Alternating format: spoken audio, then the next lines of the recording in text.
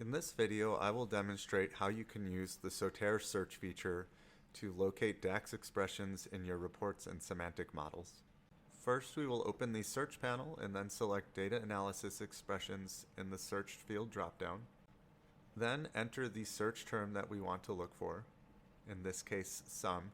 The search results will show the table name, measure name, semantic model, as well as the data analysis expression that the search term was found in. One common use case is to search for functions that are known to increase capacity usage during refresh.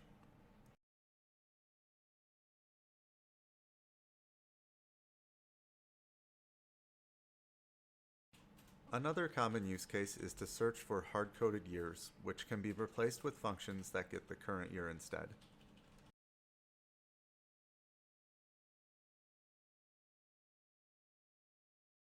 Users can also search for parts of an expression that would indicate an overly complex query, such as multiple closing parentheses.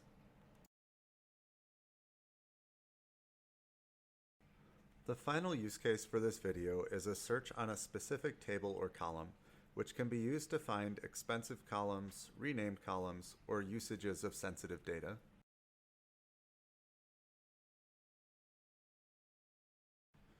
In any case, once we find the artifacts that we are interested in, we can open the artifact in Power BI directly from Soterre and contact the owner for next steps.